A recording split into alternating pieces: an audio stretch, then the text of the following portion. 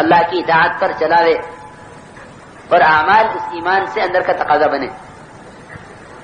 پہلا کام اس کے لیے یہ ہے کہ ہم اپنے یقینوں کو درست کرنے کے لیے دوسروں کو ایمان کی دعوت دیں گے. یہ ہمارا پہلا کام ہے. بلکہ حضرت فرماتے تھے مولانا صاحب رحمۃ اللہ علیہ کہ اگر میں اس کام کا کوئی نام رکھتا تو تحریک ایمان اس کا نام رکھتا، کہ اپنے ایمان کو حرکت دینے کے لیے، اپنے ایمان کے اندر قوت پیدا کرنے کے لیے دوسروں کو ایمان کی دعوت. ایمان کی دعوت میں کیا ہے کہ ایمان کی دعوت میں اللہ کی قدرت کا، اللہ کی بڑائی کا، کہ اللہ کی قدرت کا تعارف کرانا ہے، اس کی بڑائی کو بیان کرنا ہے تاکہ اس کی قدرت کا یقین دل میں اترے اور اس کی بڑائی دل میں اتر کر اس کے غیر کی بڑائی دل سے نکلے. یہ مقصد ہے. تو سب سے پہلے اپنے آپ کو ایمان کی دعوت کا خود محتاج بناؤ کہ دعوت تو خود داعی کی اپنی ذات کے لیے ہے. یہ تو غلط فہمی پیدا ہو گئی مسلمانوں میں کہ دعوت غیروں کے لیے ہے. تو جماعت جاوے تو لوگ کہیں لو مسلمان، کہ لو بھائی مسلمان کو دعوت دینے آئے، کہ جاؤ غیروں کو دعوت دو. کہ ایمان کی دعوت ایمان والوں کے لیے، یا ایھا الذین آمنوا آمنوا، ایمان والوں ایمان لاؤ. اور اسلام کی دعوت غیروں کے لیے، اسلموا تسلموا، اسلام لے آؤ محفوظ ہو جاؤ گے. تو بنیادی بات ہے یہ، ابتدائی چیز ہے یہ کہ ہم ایمان کی دعوت کو اپنے لیے سمجھیں کہ ایمان کی دعوت یہ ہے. اس طرح ہم اپنے یقینوں کو بدلنے کے لیے روزانہ مسجد کو وقت دیں گے. مسجد میں، تعلیم کے حلقوں میں اور دعوت کے حلقوں میں، ایمان کے حلقوں میں، اس میں بیٹھ کر ایمان سیکھو. یہ صحابہ کی سنت ہے جو امت سے ختم ہو گئی. امت سے ختم ہو گئی ہے کہ ایمان سیکھنے مسجد میں چلو. بلکہ یہ بات پیدا ہو گئی کہ مسجد میں نماز کے علاوہ کوئی کام ہی نہیں ہے. حالانکہ صحابہ کرام کہ وہ آندھی چلے تو مسجد، اور کو فاقہ آ جائے تو مسجد، اور بیماری آوے تو مسجد. ہر مسئلے کا حل مسجد تھا. اب صرف مسجد کا عمل نماز رہ گیا، وہ بھی نمازیوں کے لیے، کہ نہیں، بلکہ ہم نماز کے علاوہ مسجد کو وقت دیں ایمان کے حلقوں میں ایمان سیکھنے کے لیے. اور پھر جو ایمان سنا ہے مسجد کے میں تعلیم جو ہے مسجد کے حلقوں میں، اس ایمان کی باہر نکل کر دعوت دیں. کیونکہ ہم دعوت دیں گے اور ایمان کی مجلسوں میں ایمان سیکھیں گے اور رو رو کر اللہ تعالی سے ایمان کی حقیقت کو مانگیں گے. اس سے اندر، کیونکہ اندر ایمان اندر آئے گا، کیونکہ اللہ کا وعدہ ہے من یرید العلم والایمان یؤتہ اللہ. یوں آتا ہے روایت میں کہ جو علم اور ایمان چاہیں گے ہم انہیں ضرور دیں گے. اللہ تعالیٰ وعدہ کرتے ہیں من یرید العلم والایمان یؤتہ اللہ، کہ جو علم اور ایمان چاہیں گے کہ اللہ انہیں علم اور ایمان سے نوازیں گے. اس لیے میرے بزرگوں، دوستوں، عزیزوں، پہلا کام یہ ہے کہ ہم ایمان کی دعوت کا اپنا آپ کو محتاج بنائیں کہ ہاں ہم ایمان کی دعوت دیں گے. کرنے والی ذات اللہ کی ہے. خوب اللہ کا تعارف کراؤ. سارے نبیوں کی مشترکہ محنت ہے اللہ کی ذات کا تعارف کرانا. ہر نبی اللہ کا تعارف کرانے کے لیے آیا ہے. ہر نبی، تمام انبیاء علیہ السلام کا مشترک کلمہ ہے لا الہ الا اللہ. اور یہی کلمہ جناب رسول اللہ صلی اللہ علیہ وسلم کو دیا گیا کہ یہ میرا کلمہ ہے اور مجھ سے پہلے تمام نبیوں کا یہی کلمہ ہے. اللہ تعالیٰ فرماتے ہیں کہ جو نبی ہم نے بھیجا اس کو ہم نے کلمے کی وحی کی ہے. ما ارسلنا من قبلک من رسول الا نوحی الیہ انہ لا الہ الا انا فاعبدون. تو جو کام نبیوں میں منتقل ہوتا آ رہا تھا کہ وہ کام امت کے ذمہ آ گیا. کہ جو صحابہ کا پہلا کام تھا وہ امت کا پہلا کام، کہ یقین کا سیکھنا اللہ رب العزت کی وحدانیت، اس کی بڑائی اور اس کی عظمت اور اس کی کبریائی اور اس کی وحدانیت، اس کی یکتائی، اس کی دعوت دو. ورنہ جب اللہ کی وحدانیت کی دعوت نہیں دی جائے گی تو ایمان والوں میں دوسرے خدا پیدا ہوں گے. کہ اللہ کی وحدانیت کو بیان کرنے ہی سے اللہ کی وحدانیت باقی رہے گی، ورنہ اندر دوسرے معبود پیدا ہوں گے۔ اس لیے میرے دوستو عزیزو بزرگوں، ہم سب سے پہلے یہ طے کریں کہ ہمیں روزانہ ایمان سیکھنا ہے۔ ایمان سیکھا جاتا ہے، یہ ایمان کوئی خیالی چیز نہیں ہے، بلکہ ایمان کی مجلسوں میں سیکھا جاتا ہے۔ امت کے اندر اس بات کا یعنی رواج ڈالو، شعور پیدا کرو کہ ہاں ہمیں ایمان سیکھنا ہے، تو روزانہ طے کرو کہ ہمیں مسجد کو وقت دینا ہے ایمان سیکھنے کے لیے، اور اس ایمان کی دعوت دو ہر ایک کو، اور رو رو کر اللہ تعالیٰ سے پھر ایمان کی حقیقت کو مانگو۔ اللہم انی اسألک ایمانا یباشر قلبی، کہ مسنون دعائیں بھی ایمان کی ہیں، جس میں ایمان کو مانگا جا رہا اللہ سے، اور حکم ہے اس کا کہ ایمان ایسے لاؤ جیسے ایمان صحابہ کرام لائے ہیں۔ تو ایمان صحابہ تو نمونہ ہے، ایسے ایمان لاؤ جیسے ایمان صحابہ لائے۔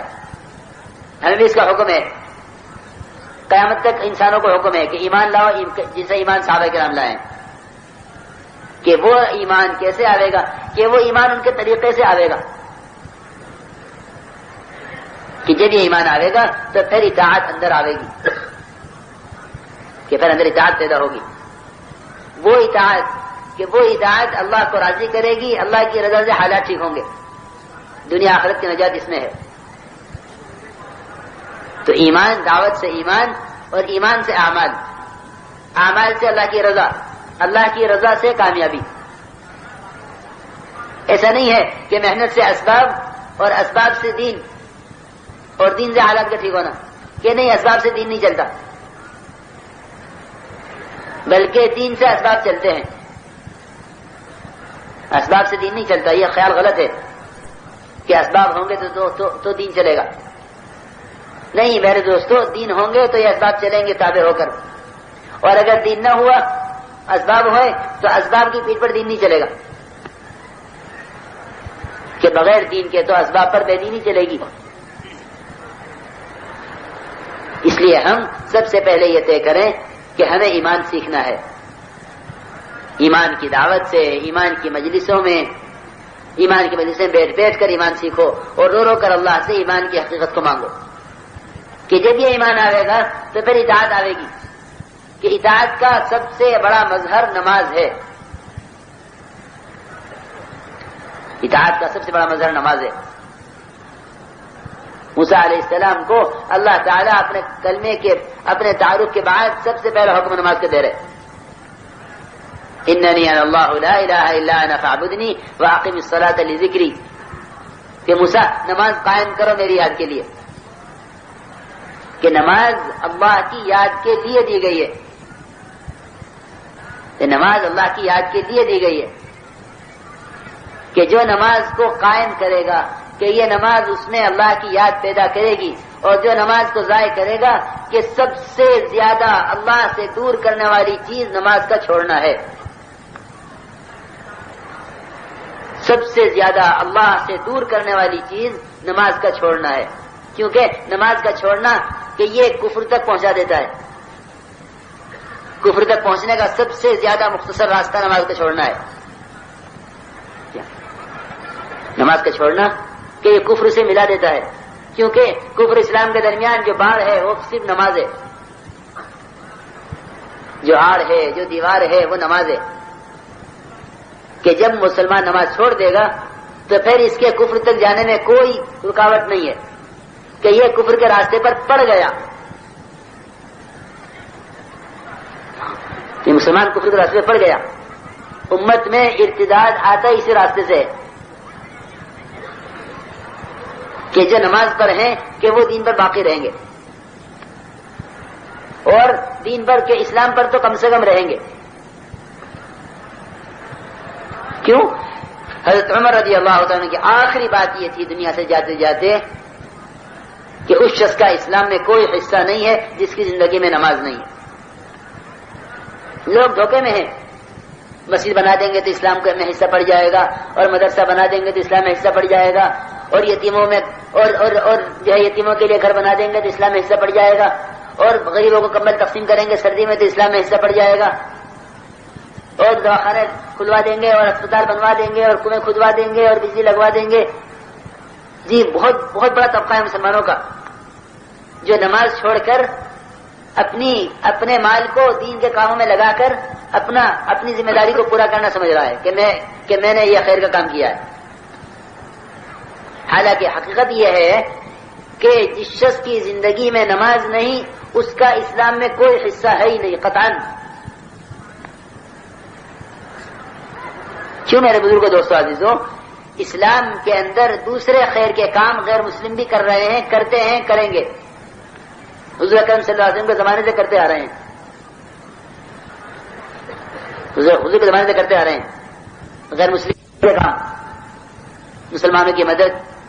کیوں؟ اس لیے کہ مسلمانوں کی مدد ان کی دنیا میں کہ یہ تو ان کی حاجت ہے، اور حاجتیں تو سب میں برابر ہیں، مسلمانوں کے غیر مسلم ہو. بھوک اسے بھی لگے اسے بھی لگے، ننگا پن اس میں بھی ہے اس میں بھی ہے، بے گھر یہ بھی ہے وہ بھی ہے. لیکن کفر اور اسلام کے درمیان فرق کہ صرف نماز کا ہے. کیا مطلب ہے اس کا؟ اس کا مطلب یہ ہے کہ مسلمان سے بہت سے برے کام ہو سکتے ہیں لیکن مسلمان نماز نہیں چھوڑ سکتا. غیر مسلم بہت سے اچھے کام کر لے گا لیکن غیر مسلم نماز نہیں پڑھے گا. بہت سے اچھے کام کر لے گا، غریبوں کا کام بھی آئے گا، جھوٹ بھی نہیں بولے گا، کسی کو دھوکہ بھی نہیں دے گا. بہت سے غیر مسلم کسی کو دھوکہ نہیں دیتے تجارت میں، یا اپنی چیز اصلی بناتے ہیں، دھوکہ نہیں دیتے، لیکن وہ نماز نہیں پڑھتے. اور مسلمان کہ یہ بہت سے برے کام کر لے گا، انسان ہے، بشر ہے، کہ اس کی نفسانیت اور اس کی حیوانیت اس سے گناہ کروا دے گی، لیکن مسلمان سے یہ ممکن نہیں ہے کہ مسلمان نماز چھوڑ دے، جس طرح کافر سے اس کی امید نہیں ہے کہ وہ نماز پڑھے. تو کفر اسلام کے درمیان فرق ہے نماز کا. اس نماز کو اپنے اندر اتارنے کے لیے سب سے پہلا کام یہ ہے کہ ہم دوسروں کو نماز کی دعوت دیں. میں سچی عرض کرتا ہوں، اگر بے نمازی نماز کی دعوت پر آ جائیں تو یہ نماز پر ہمیشہ کے لیے قائم ہو جائیں گے. لیکن مشکل یہ ہے کہ وہ اپنے آپ کو اس وقت تک نماز کی دعوت دینے کا اہل نہیں سمجھتے جب تک خود نماز نہ پڑھیں. اور ہم یہ کہہ رہے ہیں کہ جب تک وہ نماز کی دعوت دے گا نہیں اس وقت تک نماز پر آئے گا نہیں. دعوت کا خاصہ یہ ہے، لوگ سمجھتے ہیں کہ یہ کام دوسروں کی اصلاح کے لیے ہو رہا ہے، کہ دھوکے میں وہ جو اس کام کو دوسروں کی اصلاح کے لیے سمجھے وہ اس کام کو نہیں سمجھا. جو اس کام کو دوسروں کی اصلاح کے لیے سمجھے وہ اس کام کو نہیں سمجھا. اس کام کو وہی سمجھا ہے جو اس کام سے سب سے پہلے اپنی اصلاح کی نیت کرے، وہ اس کام کو سمجھ گیا. مولوی صاحب رحمۃ اللہ فرماتے تھے اس کام کو جو دوسروں کی اصلاح کے لیے کریں گے ان کی اصلاح تو ہوگی نہیں، دوسروں کی چاہے ہو جائے لیکن ان کی اپنی نہیں ہوگی. اور جب یہ دوسروں کے لیے کریں گے تو پھر یہ جلدی کام چھوڑ بھی دیں گے. یہ بھی حقیقت ہے. ہم نے ان کو نماز کو کہا وہ تیار نہیں ہوئے پھر ہم نے چھوڑ دیا، ہم نے ان کو تعلیم کے لیے کہا وہ نہیں آئے پھر ہم نے چھوڑ دیا. تو اس طرح گشت بھی چھوٹے گا، تعلیم بھی چھوٹے گی، نماز بھی چھوٹے گی.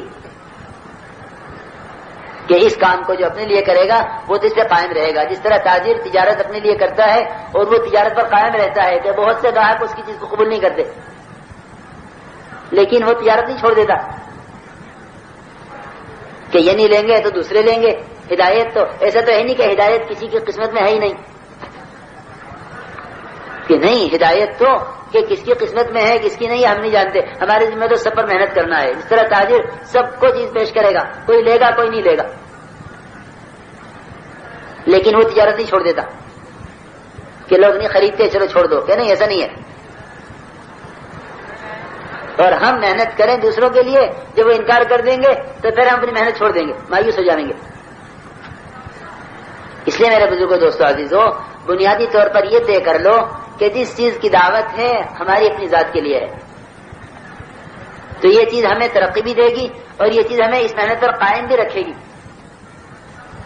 اور اگر یہ محنت دوسروں کے لیے ہو گئی تو ہماری اپنی ترقی بھی رکے گی اور ہم اس محنت پر قائم بھی نہیں رہیں گے، کیونکہ لوگوں کا انکار کرنے کی وجہ سے ہم انہیں دعوت دینا چھوڑ دیں گے کہ بھئی اب لوگ نہیں مانتے کہ چھوڑ دو۔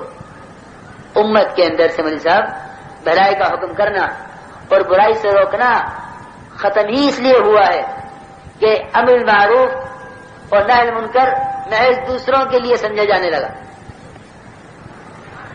حالانکہ بھلائی کا حکم کرنا اپنے اندر بھلائی پیدا کرنے کے لیے ہے، دوسروں کو برائی سے روکنا اپنے اندر سے برائی کو نکالنے کے لیے ہے۔ لیکن جب کوئی بھلائی کا حکم کرتا ہے یا برائی سے روکتا ہے تو اس کے سامنے دوسرے ہوتے ہیں جس سے اس کے اندر بڑائی پیدا ہو جاتی ہے، اور یہ بڑائی اس کو بڑے کام سے محروم کر دیتی ہے۔ اس لیے کبھی بھی دعوت دینے میں دوسروں کی اصلاح کی نیت نہ کیجو، اپنی اصلاح کی غرض سے کرو، تو یہ چیز زندہ ہو جائے گی کہ بھلائی کا حکم کرنا اپنے لیے، برائی سے روکنا اپنے لیے۔ تو جس چیز کو اپنے اندر پیدا کرنا چاہو